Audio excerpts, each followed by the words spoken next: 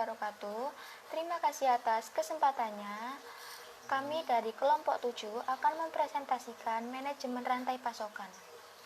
Sebelumnya perkenalkan, nama saya Elita Ayudiani dengan NIM 2019210699. Di sini saya akan membahas tentang pentingnya manajemen rantai pasokan. Sebelum itu saya akan memberitahu apa itu manajemen rantai pasokan. Manajemen rantai pasokan atau yang biasa disebut supply chain adalah koordinasi dari seluruh kegiatan rantai pasokan. Ini tuh maksudnya dimulai dari bahan baku dan diakhiri dengan pelanggan yang puas atau kepuasan pelanggan. Nah, dengan demikian sebuah rantai pasokan mencakup pemasok, perusahaan manufaktur, penyedia jasa, perusahaan distribusi, pengecer atau grosir yang mengantar produk atau jasa ke pelanggan atau konsumen tersebut sehingga konsumen tersebut merasa puas. Nah, kembali pada subbab yang di atas. Pentingnya strategi manajemen rantai pasokan. Mengapa penting? Karena manajemen rantai pasokan ini atau supply chain management ini tuh berperan penting dalam perusahaan untuk membantu supaya perusahaan itu menjamin kepuasan para konsumen akhir atau pelanggannya. Melalui mekanisme ini itu perusahaan dapat mengetahui barang apa yang mereka inginkan serta kapan waktu yang tepat untuk mengirimkan barang yang mereka inginkan gitu. Lalu apa sih tujuan dari manajemen rantai pasokan itu? Tujuan dari manajemen rantai pasokan ini itu untuk mengkoordinasi kegiatan dalam rantai pasokan dan untuk memaksimalkan keunggulan kompetitif dan manfaat dari rantai pasokan bagi konsumen akhir atau pelanggan-pelanggannya. Seperti kejuaraan, fitur utama rantai pasokan yang sukses adalah anggota-anggotanya yang berperan demi kepentingan timnya atau rantai pasokan itu sendiri. Selanjutnya, ketika perusahaan berjuang meningkatkan daya saingnya melalui kontribusi produk, kualitas yang tinggi, serta pengurangan biaya dan kecepatan pemasaran, penekanan yang lebih ini itu diberikan kepada rantai pasokan. Melalui hubungan strategis yang berkelanjutan, pemasok menjadi partner ketika mereka ingin berkontribusi lagi dan menciptakan keunggulan yang kompetitif. Di sini saya akan menjelaskan masalah sumber. Ini itu membuat atau membeli versus pengalih dayaan. Di sebuah perusahaan itu perlu menentukan secara strategis bagaimana untuk mendesain rantai pasokan. Namun sebelum memulai desain rantai pasokan ini tuh manajemen operasi harus mempertimbangkan keputusan, yaitu entah membuat atau membeli dan tentunya dengan pengalih dayaan. Di sini yang dimaksud dengan keputusan membuat atau membeli itu pilihan antara memproduksi sebuah komponen atau jasa secara internal atau membelinya dari sumber luar. Lalu perusahaan manufacturing, restoran, dan perusahaan perakit produk itu membeli komponen dan menyusunnya hingga menjadi produk akhir. Lalu apa sih pengalih dayaan itu? Pengalih dayaan itu adalah mengalihkan beberapa kegiatan dan sumber daya internal tradisional dari sebuah perusahaan ke vendor di luar perusahaan dan membuatnya sedikit berbeda dari keputusan membuat atau membeli tradisional itu tadi.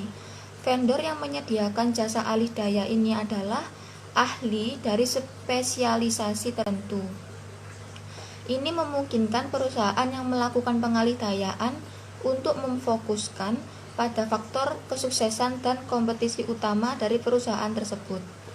Sekian presentasi dari saya. Selanjutnya akan dilanjutkan oleh rekan saya. Terima kasih.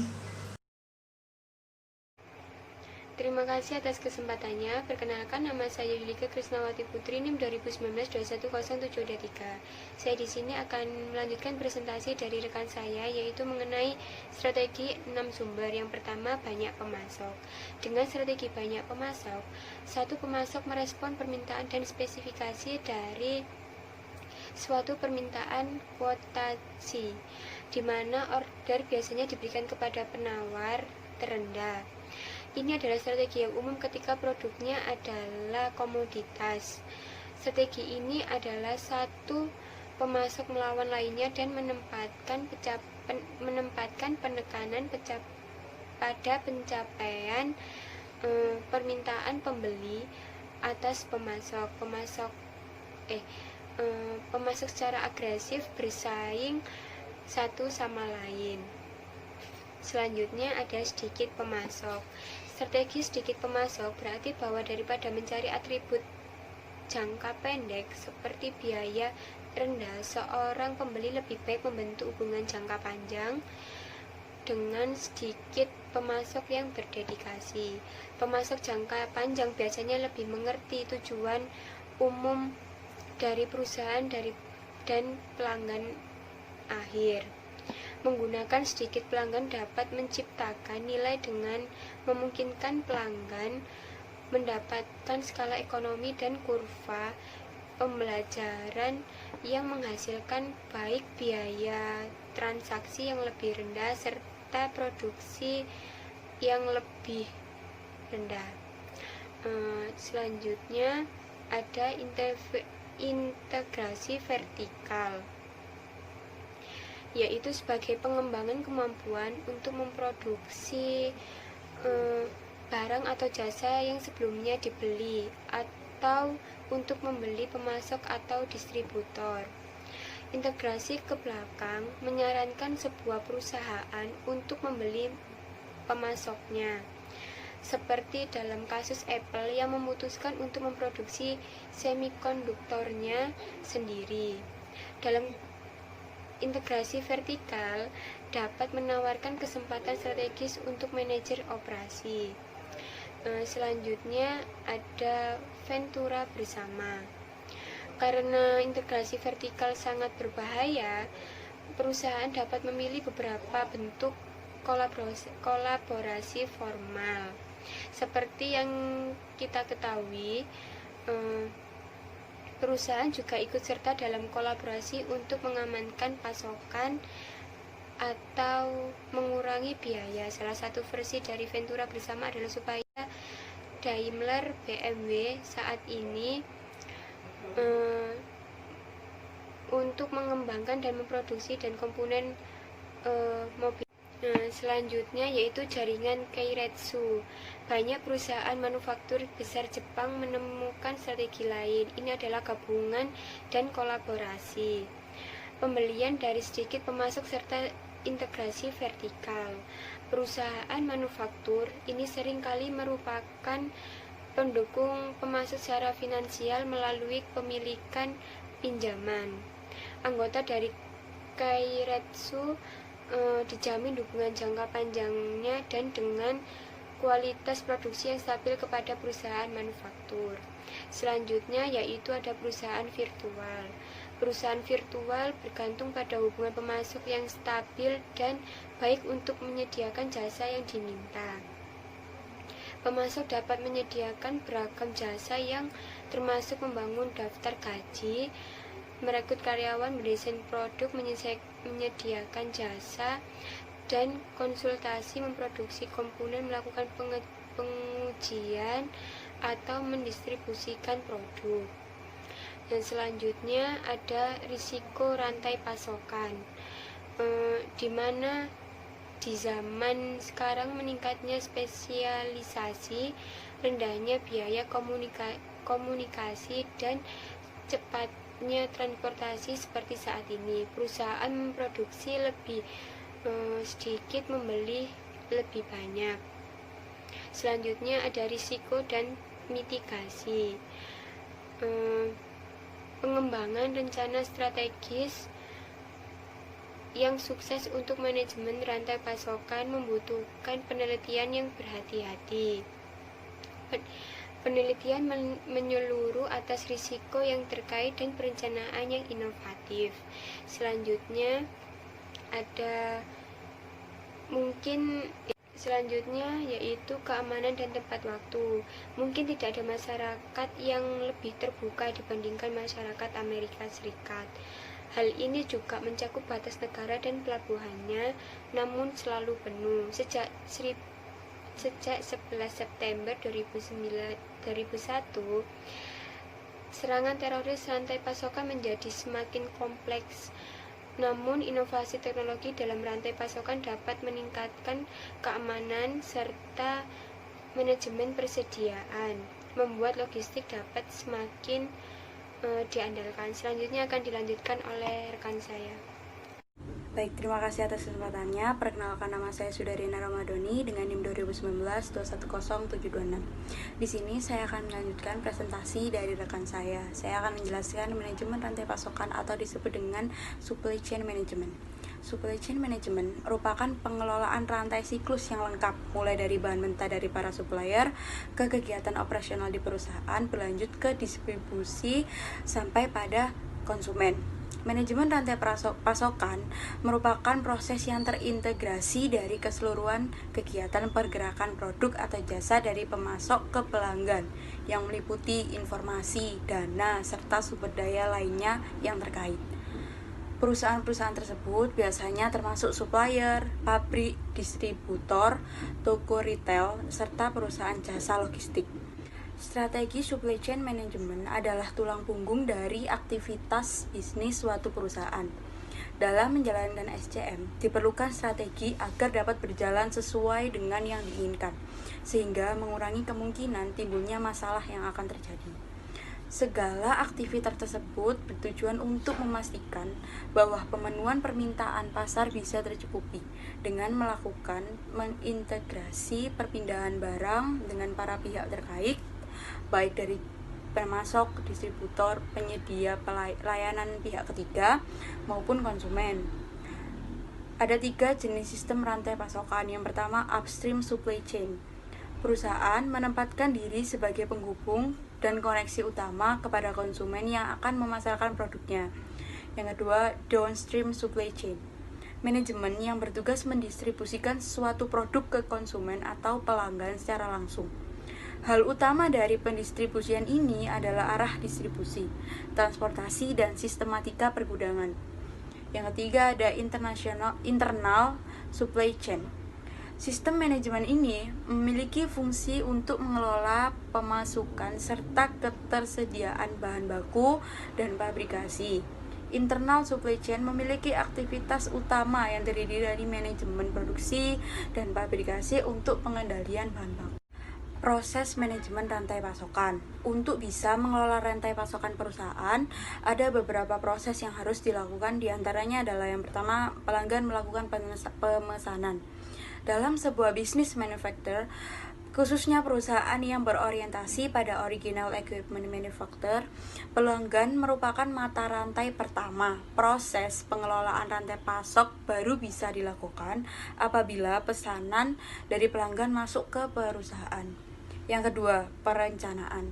Dari pesanan pelanggan yang masuk, perusahaan mendapatkan informasi penting seperti tanggal penerimaan produk serta jumlah pesanan. Dari situ dibuatlah sebuah perencanaan produksi yang dipesan konsumen. Perencanaan yang dilakukan meliputi bahan-bahan yang dibutuhkan dalam produksi serta penjadwalan. Yang ketiga, pembelian.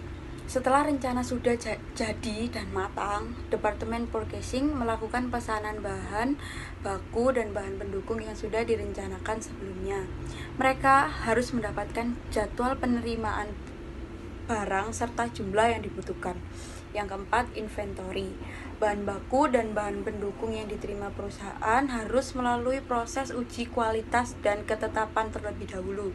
Setelah itu, barang masuk ke dalam gudang. Yang kelima adalah produksi. Proses manajemen rantai pasokan yang terakhir adalah produksi. Bahan mentah yang sudah siap kemudian dikeluarkan dari gudang dan dimulailah proses produksi pesanan pelanggan. Selanjutnya saya akan menjelaskan tentang membangun basis persediaan. Bagi barang dan jasa yang dibeli perusahaan, pemasok juga dikenal sebagai vendor, harus dipilih dan dikelola dengan aktif. Pemilihan pemasok mempertimbangkan berbagai faktor, seperti kecocokan strategis, kompetensi pemasok, pengiriman, dan performa kualitas. Karena perusahaan dapat memiliki beberapa kompetensi dalam semua area, dan dapat memiliki kompetensi yang luar biasa dalam sedikit bidang saja. Pemilihan dapat menjadi proses yang menantang. Kebijakan pembelian juga perlu dibangun. Kebijakan tersebut harus dapat menangani isu-isu seperti presentase bisnis yang dilakukan dengan salah satu pemasok atau dengan bisnis yang minoritas. Pemilihan pemasok melalui 4 proses. Yang pertama adalah evaluasi pemasok. Tahap pertama dari pemilihan pemasok, yaitu evaluasi pemasok, mencakup pencarian pemasok potensial dan menentukan kecenderungan mereka untuk menjadi pemasok yang baik. Jika pemasok tidak dipilih, semua upaya rantai pasokan lainnya akan gagal. Ketika perusahaan memutuskan menggunakan pemasok jangka panjang, isu-isu mengenai kekuatan finansial, kualitas, manajemen penelitian, kemampuan teknis, dan potensi hubungan dekat dalam jangka panjang memainkan peranan yang semakin penting.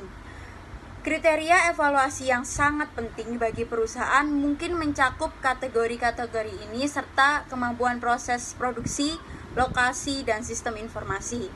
Yang kedua ada pengembangan pemasok. Tahap kedua dari pemilihan pemasok adalah pengembangan pemasok. Dengan mengasumsikan bahwa perusahaan ingin bekerja sama dengan pemasok tertentu, bagaimana perusahaan akan mengintegrasikan pemasok ini ke dalam sistemnya. Pembeli memastikan bahwa pemasok membeli apresiasi persyaratan kualitas, spesifikasi produk, jadwal dan pengiriman, serta kebijakan pembeli. Yang ketiga ada negosiasi. Aspek yang diperhatikan dari negosiasi yang pertama ada harga, masa kredit dan pengiriman, standar kualitas, dan kesepakatan iklan bersama. Ada 3 jenis strategi negosiasi. Yang pertama model harga berbasis biaya, model harga berbasis pasar, dan penawaran kompetitif. Yang keempat ada membuat kontrak. Kontrak diciptakan untuk berbagi resiko, manfaat, dan menciptakan insentif untuk mendorong anggota dalam rantai pasokan menyetujui ketentuan yang memberi hasil optimal bagi keseluruhan rantai. Tujuannya adalah kolaborasi. Sekian presentasi dari saya, akan dilanjutkan oleh rekan saya. Terima kasih atas kesempatannya. Perkenalkan, nama saya Natalia Sigo Kumanireng dengan NIM 2019-210-727. Di sini saya akan melanjutkan presentasi dari rekan saya mengenai manajemen logistik. Sebelum kita memahami dan mengetahui tentang manajemen logistik, kita harus memahami terlebih dahulu pengertian dari manajemen logistik. Jadi, manajemen logistik adalah suatu proses pendekatan yang mengharapkan adanya efisiensi operasi, terutama melalui integritas yang ditekankan pada akuisisi bahan baku, pemindahan, dan penyimpanan. Oleh karena itu, perlu diketahui bahwa biaya transportasi dan persediaan itu penting, baik itu dari segi input ataupun dari segi output dalam suatu proses produksi. Pada saat itulah, penekanan terhadap logistik sangat penting untuk dilakukan. Yang pertama adalah sistem pengiriman. Perusahaan menyadari bahwa transportasi dari dan ke suatu wilayah termuat menjadi 25% dari biaya transportasi. Jenis wilayah dan biaya seperti ini dikategorikan sebagai biaya yang relatif tinggi dan mahal. Oleh karena itu, perusahaan terus melakukan evaluasi pada pengiriman ataupun cara pengiriman suatu produk. Sehingga sekarang perusahaan sudah menerapkan 6 alternatif pengiriman suatu barang. Yang pertama yaitu melalui jalur truk.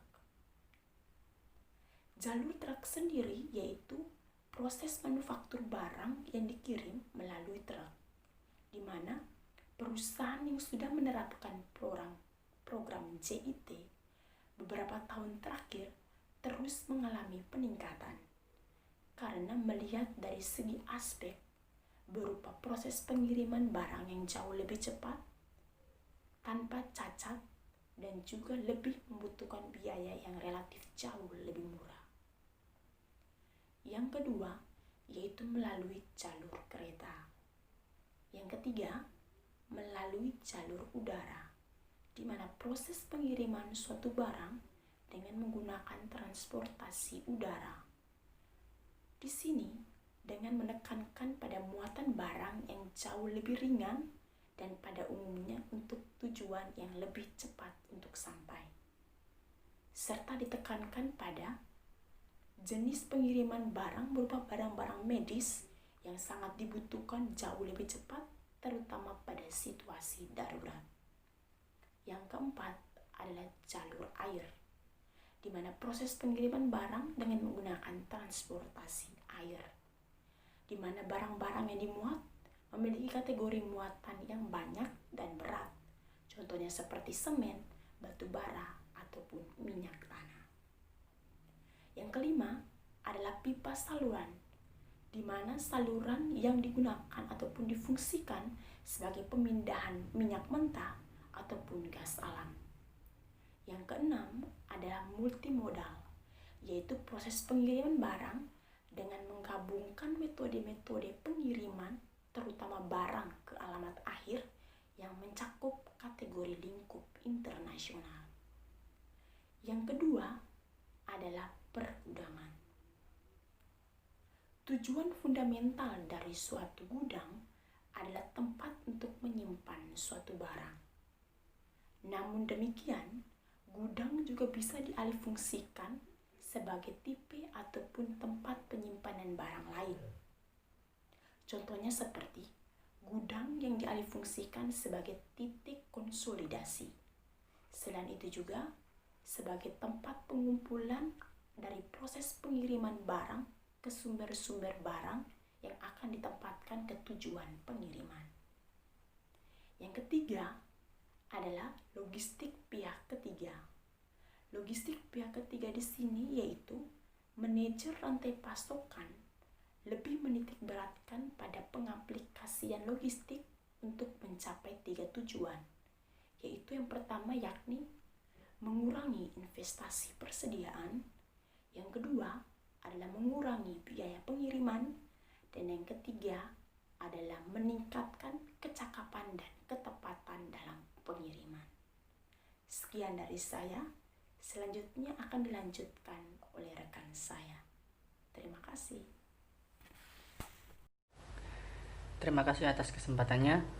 Nama saya Irka Maulana Audisani, NIM 2019-210733. Saya akan menjelaskan tentang etika manajemen rantai pasokan. Kita mempertimbangkan 3 aspek etika: etika personal, etika dalam rantai pasokan, dan perilaku etis terhadap lingkungan. Ketika rantai pasokan meningkat ke tahap internasional, masing-masing dari hal ini menjadi lebih signifikan. Yang pertama ada etika personal. Keputusan etis sangat penting bagi kesuksesan jangka panjang suatu perusahaan.